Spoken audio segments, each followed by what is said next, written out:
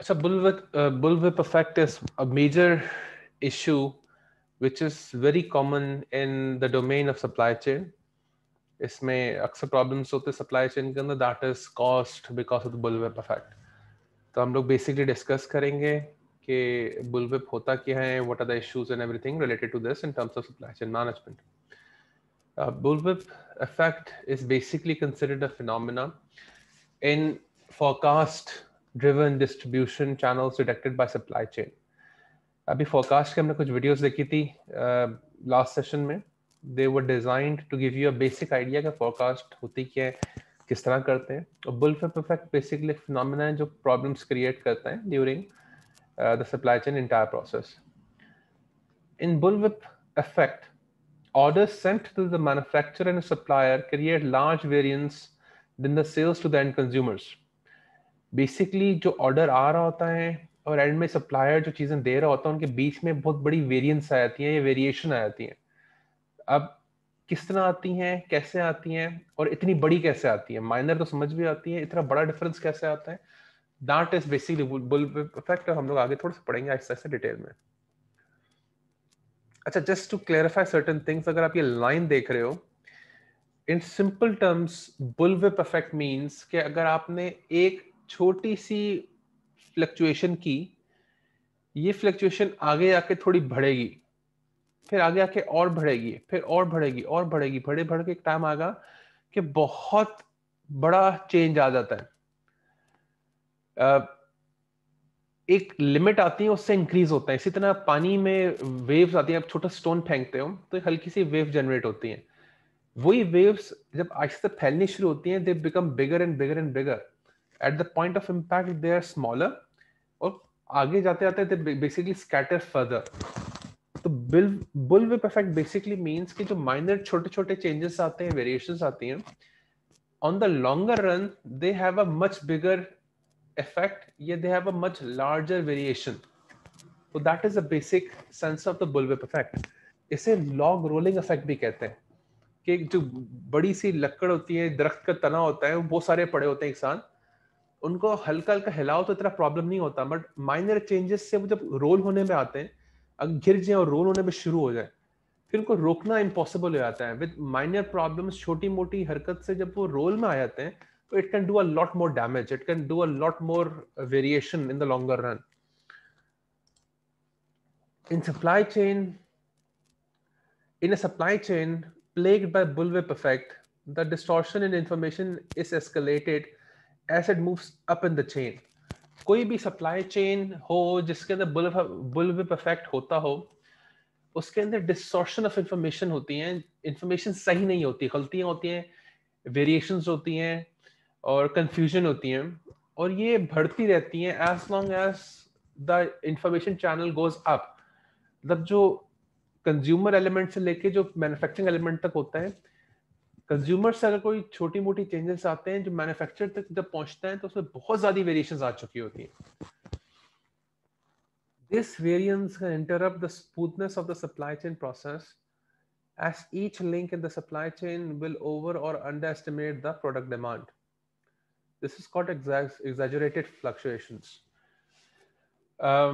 This is something जो हमने अभी कोविड के अंदर भी देखा था. इसमें होता है कि यार कोई थोड़ी बहुत भी इंटरेक्शन या इंटरप्शन जब होता है, तो इससे हम लोग फोरकास्टिंग में या डिमांड एस्टिमेशन में बहुत ज़्यादा फर्क आ सकता है. इन दैट सेंस हमें थोड़ी बहुत इंफॉर्मेशन मिली कि कोविड की वजह से फिर लॉकडाउन होने वाला है और बहुत सख्त लॉकडाउन होगा और कुछ भी चीज़ें अवेलेबल नहीं होंगी. तो हम अज्यूम कर रहे हैं कि लोग फिर स्टॉकअप करेंगे, आटा, चीनी और चावल टाइप की चीज़ें खरीद के रख लेंगे अपने पास. और इसको जहन में रखते हुए जो मैन्युफैक्चरर्स हैं, उन्होंने अपने पास प्रोडक्शन बहुत इंक्रीज कर दी. उन्होंने बोला है दोबारा लॉकडाउन होगा तो हमें ज़्यादा चावल हमारे पास होने चाहिए, चीनी वीनी बहुत सारी स्टॉक करके रख लेते हैं. अब इन रियलिटी असलियत क्या थी कि लॉकडाउन जो सेकंड लेवल पे हुआ है वो इतने बड़े पैमाने पे नहीं होना था. It was a minor small lockdown जिसमें हमने एहतियात करना था, मास्क वास्क मैंडेटरी कर लिया था और कुछ सोशल गैदरिंग्स वाले इलाके बंद किए थे, दुकानें शुकानें टाइप की चीज़ें बंद नहीं करनी थी. बट क्योंकि ये इन्फॉर्मेशन सही तरीके से कम्युनिकेट नहीं की गई, जो जिन लोगों ने सुनी उन्होंने आगे बढ़ा चढ़ा के बताई, जिन लोगों ने बढ़ा चढ़ा के सुनी उन्होंने आगे और बढ़ा चढ़ा के बताई। जब मैनेजमेंट तक बात पहुंची तो बहुत ही बढ़ चढ़ के पहुंच गई थी, जी हर चीज बंद होएगी। तो दे टुक सम एग्जैजरेटेड स्टेप्स जिनमें उन्होंने बहुत सारी प्रोडक्शन लेके रख ली, और एज अ रिजल्ट बिक ही नहीं रही चीजें, क्योंकि लॉकडाउन उस तरीके का हुआ ही नहीं। तो this is called a bullwhip effect, जब कम्युनिकेशन प्रॉपर तरीके से नहीं हो रही हो, इनइफेक्टिव कम्युनिकेशन हो रही हो, डिस्टॉर्टेड इन्फॉर्मेशन हो रही हो, जिसकी वजह से एग्जैजरेटेड फ्लक्चुएशंस हो जाती हैं। इनिशियल डिमांड कम थी बट एग्जैजरेटेड का मतलब है बढ़ा चढ़ा के। तो आपको जो इन्फॉर्मेशन बढ़ चढ़ के मिली वो बहुत डिफरेंट थी, तो आपने उसकी वजह से बहुत ज्यादा प्रोडक्शन कर ली, इन रियलिटी डिमांड इतनी एग्जैजरेटेड नहीं थी। This is one major problem of bullwhip effect.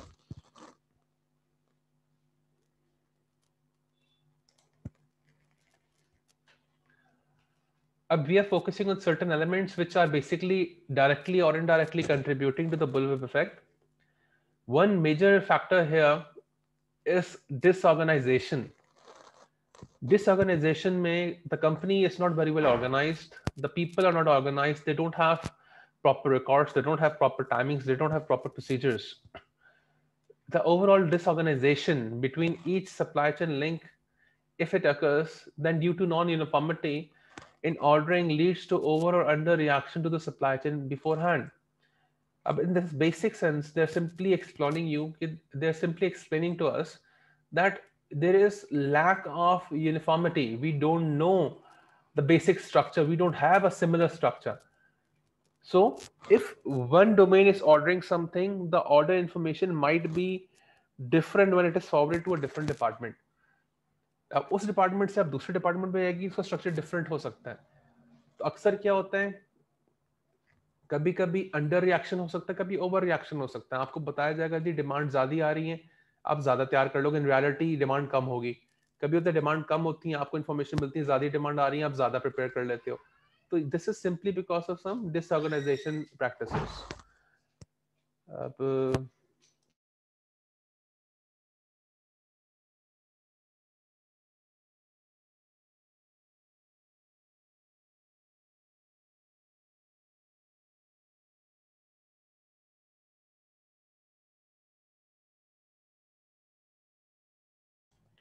the second point is lack of communication.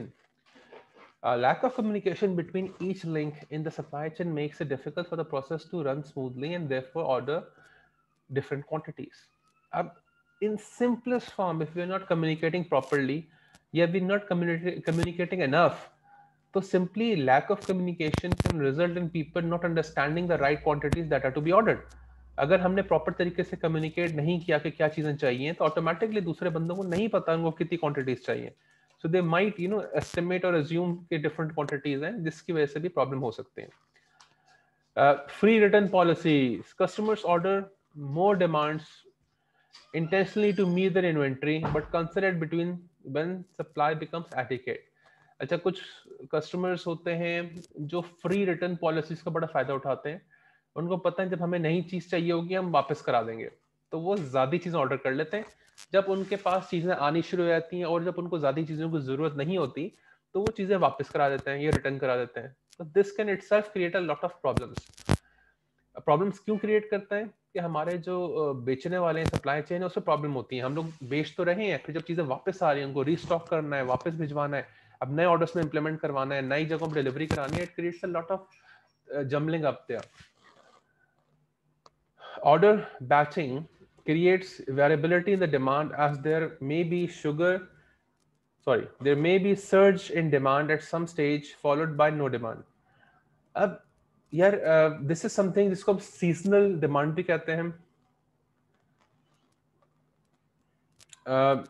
हमें पता है सर्दियों में ठंडे कपड़े बिकने हैं, गर्मियों में गर्म कपड़े बिकने हैं, खाने पीने की चीज़ों में फर्क पड़ता है।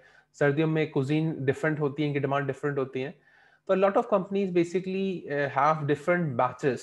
उनको पता है विंटर में ये टाइम से हमारी चीज़ें निकलेंगी, तो वो बैचेस में चीज़ें बनाते हैं। अब बैचेस में या ऑर्डर बैच बनाते हैं, उनको पता है क्योंकि डिफरेंट डिमांड्स के डिफरेंट टाइमिंग्स है और दूसरे लोग हमारे डिफरेंट टाइमिंग्स पे चीज़ें खरीदेंगे। तो अगर कोई कपड़ों वाला है, वो बड़े बड़े ऑर्डर्स लेते हैं, उनको पता है यार हमने लेट्स से नवंबर में ऑर्डर करना है, जनवरी में ऑर्डर करना है, हमने 5,000 यूनिट्स के ऑर्डर करने हैं।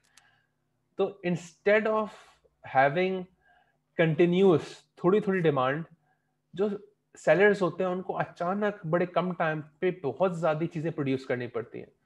तो there is a big variability है, क्योंकि अचानक डिमांड सर्च कर जाती है, बस सर्च वी मीन फॉरन इंक्रीज हो जाती है, ये बहुत तेजी से जरूरत पड़ती है डिमांड की। जी जी सर ये जो आटा चीनी चोर जो होते हैं ये लोग भी तो स्टॉक को सेव करते हैं, तो ये किस यस चीज के अंदर आता है? यार वो आई वुड से, मैं वो वर्ड यूज नहीं कर सकता, रिकॉर्डिंग हो रही है, बट वो इट्स एन अनएथिकल थिंग। एक तो होता है कि जानबूझ से स्टॉक कर लेते हैं कि वो मार्केट में लाते नहीं है, तो that is simply to regulate prices. वो शो करते हैं जी डिमांड सॉरी सप्लाई कम हो गई है, चीजें कम हो गई हैं, तो प्राइसेस इंक्रीज करने के लिए काम कर रहे होते हैं। और एक नेचुरल स्टोरेज होती है जो आप वैसे वेयर हाउसिंग में डालते हो, क्योंकि आप एस्टिमेट करते हो हमारी डिमांड है। बट ये जो ऑर्डर बैचिंग की बात आ रही है कि उस नॉर्मल जो स्टॉकिंग होती है, जो नॉर्मल आप जो स्टोर करते हो, उससे बहुत ज्यादा प्रोसेस होता है। मतलब एक सिंपल एग्जांपल ये है कि आमतौर पर लेट से 1,000 बोरियां रखी आती हैं, वो हर एक महीने में लेट से 1,000 बोरियां निकल रही होंगी। इसमें होता है किसी बंदे को या किसी कंपनी को बड़े बड़े बैचेस चाहिए, वो अचानक बोलेगा जी मुझे 1,000 बोरियां आप एक महीने में निकाल रहे हो, मुझे 1,000 बोरियां एक हफ्ते में चाहिए। तो वो आपकी 1,000 बोरियां एक साथ फौरन खरीद लेगा। तो that is called order batching. अब इसका नुकसान ये होता है कि जो बेचने वाले हैं या जो आटे वाले हैं वो अज्यूम करते हैं डिमांड ज्यादा आ रही है, तो वो नेक्स्ट मंथ 1,000 बोरियों की जगह 2,000 बोरियां बना लेते हैं। तो अब प्रॉब्लम ये होगा, क्योंकि ऑर्डर बैचिंग में बहुत बड़ा ऑर्डर खरीद लिया गया है, नेक्स्ट मंथ वो दोबारा नहीं खरीद रहा होगा। मैन्युफैक्चरर ने ज्यादा बना लिए बट डिमांड कम हो गई। तो that is a problem with order batching. Order batching में होता है 2-4 महीने में हो सकता है उसने अचानक बड़ा ऑर्डर खरीद लिया, फिर अचानक डिमांड खत्म हो गई, फिर 2-4 महीने बाद फिर एक बड़ा ऑर्डर खरीद लिया, फिर अचानक डिमांड खत्म हो गई। That is basically order batching. बीच में कंफ्यूजन हो, अगर क्लैरिटी ना हो तो please feel free to ask.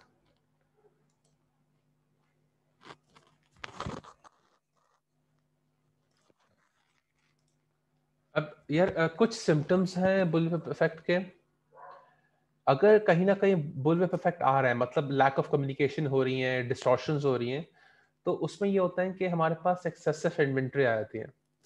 Excessive inventory का मतलब है हमारे पास ज्यादा अच्छा खासा सामान हमारी इन्वेंट्री में पड़ा हुआ है जो कि बिक नहीं रहा। दिस मीन्स कि हमने ज्यादा एक्सपेक्ट किया था कि बिकेगा, मगर हमने खरीद ज्यादा लिया, बिका नहीं। Secondly, poor product forecast. हम अज्यूम कर रहे हैं जी सेल्स कम होंगी, ज्यादा हो रही है। हम अज्यूम करें सेल्स ज्यादा होगी, कम हो रही है। That is another example of bullwhip effect. फिर है इनसफिशिएंट कैपेसिटीज। बहुत ज्यादा डिमांड आ गई, जैसे मैंने अभी बोला था, स्टॉक प्रोडक्शन होती है, बैच प्रोडक्शन होती है, डिमांड बहुत ज्यादा आ गई बट हम वो डिमांड को पूरा नहीं कर सकते। This is another example of bullwhip effect, क्योंकि हमें जो इन्फॉर्मेशन मिली थी गलत मिली थी। अब इनसफिशिएंट कैपेसिटीज का मतलब यूजुअली हायर डिमांड होता है, डिमांड ज्यादा आ रही है बट हम उसको मीट नहीं कर सक रहे। बट ये उल्टा भी हो सकता है कि हमारी कैपेसिटी बहुत ज्यादा है बट डिमांड ज्यादा नहीं आ रही। तो दोनों पर्सपेक्टिव पे लग सकता है। लॉन्ग बैकलॉग्स होते हैं। बैकलॉग बेसिकली मींस कि हम लोगों का ऑर्डर आया है बट हमारा काम कंप्लीट नहीं हो रहा, वो किसी और डिपार्टमेंट में काम फंसा हुआ है, वो फलानी जगह गया हुआ है, फिनिशिंग हो रहा है, पेंट होने के लिए गया हुआ है। तो it takes longer for us to basically produce the finished products, या टू बेसिकली मेक श्योर कि वो प्रोडक्ट आप तक पहुंच रहा है, नहीं आ रहा। अगर आप ऑनलाइन कुछ ऑर्डर करते हो, दराज पे कुछ ऑर्डर करते हो, और नॉर्मली 2 से 3 दिन में चीज आ जाती है, कभी कभी हुआ हफ्ता नहीं डिलीवर हो रही या 10 दिन डिलीवर नहीं हो रही, that basically is an example of long backlogs के। इनका हो सकता है डिलीवरी का प्रॉब्लम आ रहा हो सकता है मैनेजमेंट का प्रॉब्लम हो रहा हो, वेयर हाउसिंग में कोई इश्यूज चल रहे हो, तो दैट शोज लॉन्गर बैकलॉग्स, जो कि बुलविप इफेक्ट का एक और सिम्टम होता है। फिर होता है अनसर्टन प्रोडक्ट प्लानिंग। क्योंकि हम लोगों को सही इंफॉर्मेशन नहीं मिल रही, डिमांड है जो वो डिस्टॉर्टेड है या फ्लक्चुएटेड है, तो वी डोंट नो हमने कौन सा प्रोडक्ट कब बेचना है, कौन सा प्रोडक्ट कितना बेचना है। तो this is there uncertainty there. जैसे अगर हमें पता है सर्दियों में सर्दी वाली चीजें बेचनी है, सर्दी वाले खाने बेचने हैं, बट अगर हमें इन चीजों का नहीं पता, there is confusion there, that means there is uncertain product planning, which is another example or a symptom of bullwhip effect. अब ये देखो ऊपर एक एग्जांपल दिया मैं, एक्सेसिव एंट्री, बहुत सारा सामान पड़ा हुआ आपके पास, बिक नहीं रहा। लॉग बैकलॉग, बहुत सारा काम रुका हुआ है, काम कंप्लीट नहीं हुआ हुआ। और अनसर्टन प्रोडक्ट प्लानिंग, हमें नहीं पता किस तरह क्या काम करना है, किसको चाहिए, कब चाहिए, किस तरीके से चाहिए. वी आर कंप्लीटली कंफ्यूज है.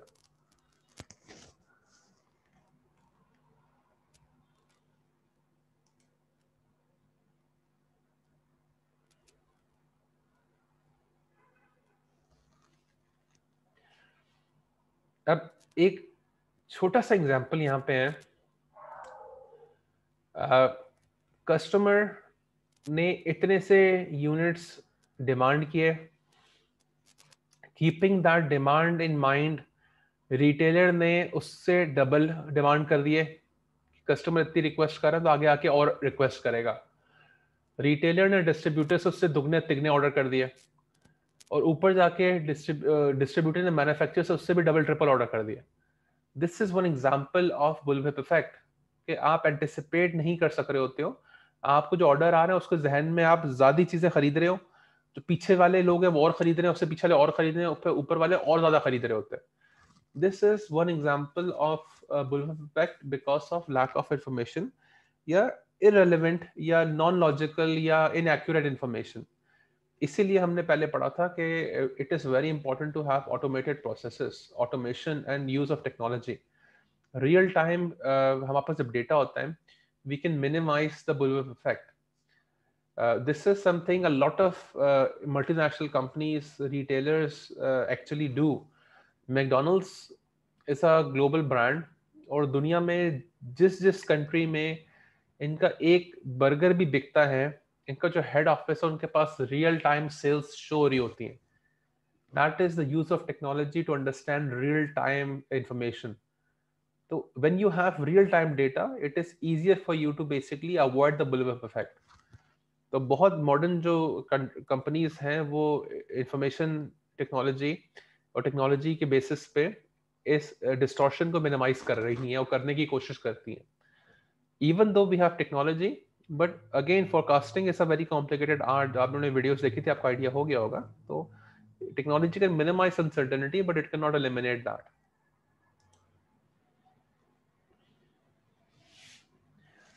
In the above example, the actual demand for customer is 10 units. The retailer then orders 15 units from the distributor, an extra 5 units in order to ensure they don't run out of stock. Then the supplier orders 40 units from the manufacturer so that to buy in bulk to ensure enough stock to provide timely shipment of goods to retailer. The manufacturer then receives the order and it orders from their suppliers in bulk 100 units to ensure economy of scales and production to meet demand. Now 100 units have been produced to meet the demand of 10 units, which means the retailer has to increase demand by dropping prices or finding more customers that causes bullwhip effect. अब यही example हमने थोड़ी देर पहले discuss की थी. यहाँ पे order कुछ था, रिटेलर ने इंक्रीज कर दिया, डिस्ट्रीब्यूटर ने और इंक्रीज किया, मैन्युफैक्चरर ने और इंक्रीज कर दिया. अब नुकसान क्या होगा? क्योंकि चीजें ज्यादा प्रोड्यूस हो गई हैं, वो बेचनी है, तो डिस्ट्रीब्यूटर भी प्राइसेस कम कर रहा होगा, रिटेलर भी कम कर रहा होगा ताकि ज्यादा कंज्यूमर्स आए. फिर ज्यादा कंज्यूमर्स आएंगे, ज्यादा ऑर्डर आएगा, रिटेलर ज्यादा ऑर्डर करेगा, जिससे डिस्ट्रीब्यूटर और ऑर्डर करेगा, मैन्युफैक्चरर और ज्यादा ऑर्डर कर देगा. फिर जब ज्यादा चीजें बन गई, डिस्ट्रीब्यूटर प्राइसेस कम करेगा, रिटेलर और कम करेगा और कंज्यूमर्स आए. तो ये बुलविप इफेक्ट चलता रहता है इस तरीके से. This is the basic problem है.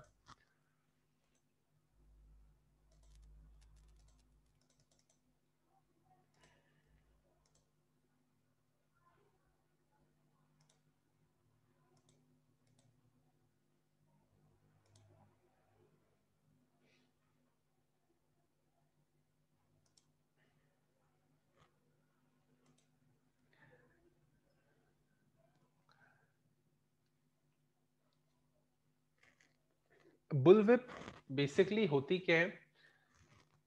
कहते हैं छड़ी होती हैं जो बुल्स को मारी जाती हैं. तो इसी तरह आप अगर पिक्चर में देखो कि अंकल एक खड़ा हुआ सामने, उनके हाथ में एक छड़ी से हंटर टाइप की चीज है, and it is creating this fluctuation during the entire supply chain process channel. अगर आप राइट पे देखो, कस्टमर ने जो फ्लक्चुएशन क्रिएट की है या जो विप मारी है वो एक छोटी सी है, बट ये जब विप आहिस्ता आहिस्ता आगे जाती है, that has a bigger incremental effect. Customers की तरफ जो वेरिएशन थी छोटी थी, वेयर हाउस तक पहुंची थोड़ी बड़ी हो गई, डिस्ट्रीब्यूशन चैनल तक पहुंची और बड़ी हो गई, फिर प्लांट सप्लायर तक पहुंची बहुत बड़ी हो गई. दिस इज द वेरिएशन और the inaccuracy of information through different channels. This is the bullwhip effect, and this is a major problem जो कि दुनिया में हर जगह in terms of supply chain.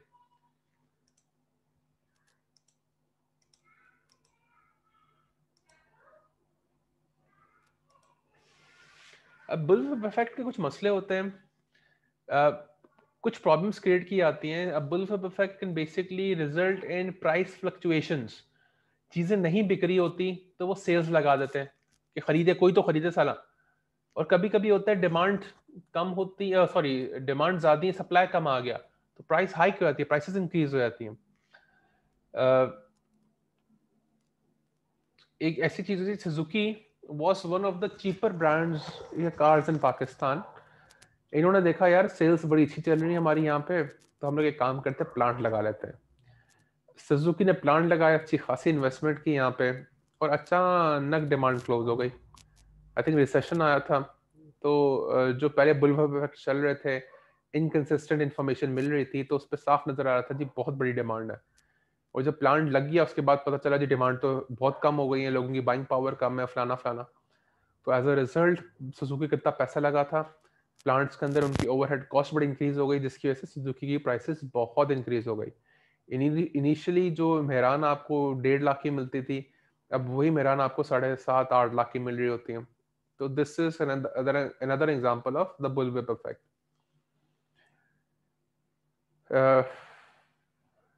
एक और प्रॉब्लम है जी order batch, large lot size.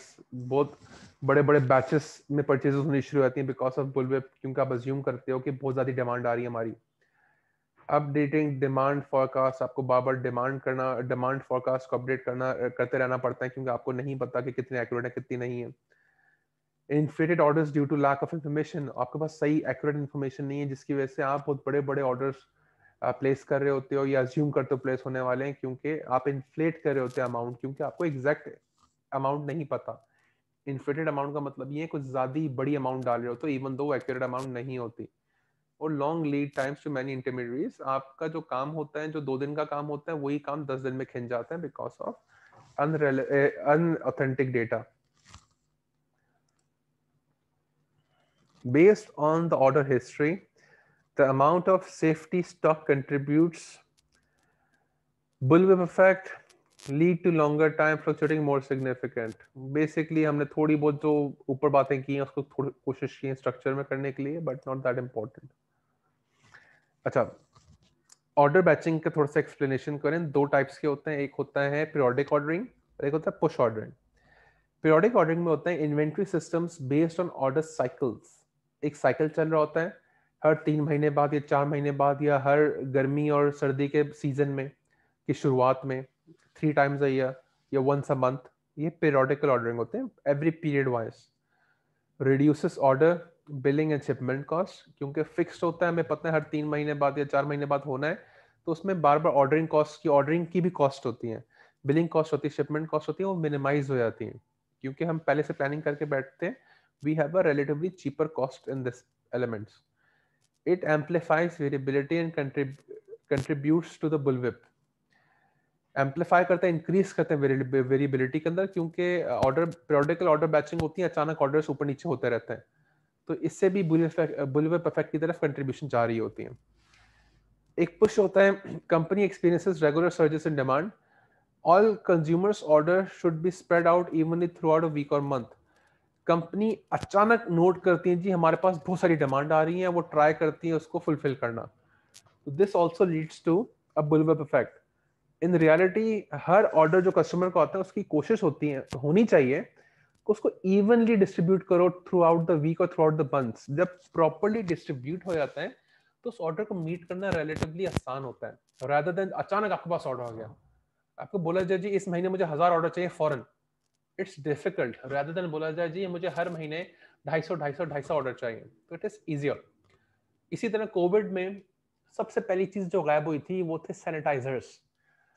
Hand sanitiser खत्म हो गए क्योंकि लोगों को डर ये था जी जर्म्स हैं, वायरसेस हैं, कोरोना फैल रहा है, we need to have sanitisers and everybody bought them.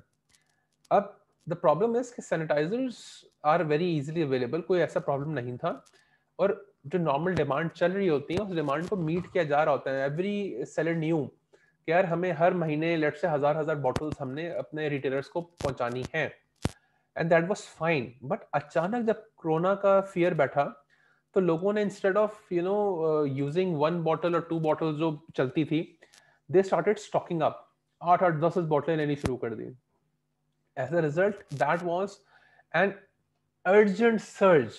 Companies ने एक्सपीरियंस किया रेगुलर सर्जेस इन डिमांड। अभी मैं रेगुलर भी वर्ड यूज नहीं करूंगा क्योंकि अनरेगुलर अनएक्सपेक्टेड सर्ज था ये। फौरन उनकी सोल्ड आउट होने शुरू हो गए। तो this was a very big problem क्योंकि इतने बड़े बड़े ऑर्डर्स आए, कंपनीज मीट नहीं कर सक रही थी। तो that caused another bullwhip effect. उन्होंने देखा डिमांड इंक्रीज हो रही है, रिटेलर्स ने ऊपर डिमांड की, सप्लायर्स ने मैन्युफैक्चरर से डिमांड की। As a result, we saw two things. Number one, existing companies started making bigger orders. पहले 1000 ऑर्डर्स बनाते थे महीने के, अब उन्होंने 5-5 हजार बनाने शुरू कर दिए, 6-6 हजार बनाने शुरू कर दिए टू मीट द डिमांड। एक और चीज हमने देखी, जो कुछ कंपनीज थी जो सैनिटाइजर्स नहीं बनाती थी या सैनिटाइजर्स में कुछ कंट्रीज में डील नहीं करती थी, उन्होंने भी बनाने शुरू कर दिए। उन्होंने जब देखा इतनी डिमांड आ रही है, दे स्टार्टेड मेकिंग देम। हरमानी है, एसएएस है, एक दो स्किन केयर की कंपनीज थी जो सैनिटाइजर्स नहीं बनाते थे, दे स्टार्टेड मेकिंग सैनिटाइजर्स। अब we would assume it is a good thing कि देखो सैनिटाइजर्स की कमी हो रही थी और कंपनीज ने फौरन बनाने शुरू कर दिए। But the bullwhip effect is apparent when in that sense के जब देखो डिमांड कोविड की बहुत ज्यादा आई, रिटेलर्स ने ऊपर डिमांड किया, जी हमारे 1000 यूनिट्स बिके, हमें 5000 चाहिए। सप्लायर्स ने मैन्युफैक्चरर्स को बोला, जी 5000 हमारे डिमांड में आ रहे हैं, हमें 10000 चाहिए। मैन्युफैक्चरर्स ने 10000 की जगह 20000 बना ली। अब नीचे क्या हुआ, कोविड की टेंशन थोड़ी सी कम होनी शुरू हुई, नंबर 1। नंबर 2, लोगों ने स्टॉकिंग कर ली थी, जब इतना स्टॉक खरीद लिया था अब उनको और स्टॉक की जरूरत नहीं थी, तो डिमांड कम हो गई। डिमांड कम हो गई, अब चीजें बिक नहीं रही। जो सैनिटाइजर्स जो 500 ml के 1000-1200 के बिक रहे थे, उनकी एवरेज प्राइस 500 से 600 हो गई। आमतौर पे 500 से 600 होती थी नॉर्मल ब्रांड्स की, डिटोल शिटोल यूजुअली जाते थे 1400-1500 पे, तो 500-600 पे आ गए, तो डिमांड कम हो गई, स्टॉक ज्यादा हो गया, तो they had to give more discounts. अब वो टाइम आ गया, इवन दो कि कोविड फिर भी हाइट पे, बट सप्लाई इतना पड़ा हुआ because of that initial surge in the batch ordering कि अभी आपको 500 ml के एसएएस का वो है ब्रांड, उसके 350 के मिलेंगे 500 ml की बोतल, विच इज अमेजिंग। मतलब इतनी सस्ती आपको सैनिटाइजर नहीं मिलता था, पॉसिबल नहीं था लेना, simply because of this fluctuation in demand. Bullwhip effect create होते जिसकी वजह से ये प्रॉब्लम्स हुए थे। Even though it is good for us as consumers, 350 रुपए का आपको अगर 500 ml का सैनिटाइजर मिल रहा है तो आपकी तो बेसिकली ईद है ये। बट मैन्युफैक्चरर्स के लिए और सप्लाई चेन वालों के लिए it's a big problem because उनकी फोरकास्ट गलत हो रही है, it is costing them money. अगर लॉस नहीं हो रहा और एट कॉस्ट भी निकाल रहे हैं दैट इज फाइन, बट अगर लॉस हो रहा है that can be a big problem. I think काफी हो गया आज के लिए, काफी चीजें हमने कवर कर ली हैं। अगर किसी को कोई प्रॉब्लम है, कंफ्यूजन है, लेट मी नो। कोई रॉकेट साइंस नहीं थी, इसलिए मैं स्ट्रेट फॉरवर्ड चलता रहा हूँ, तो मैंने बहुत ज्यादा एग्जांपल्स डिस्कस नहीं किए। अगर किसी को प्रॉब्लम या कंफ्यूजन हो तो please feel free to ask me, फिर हम कंक्लूड कर देंगे।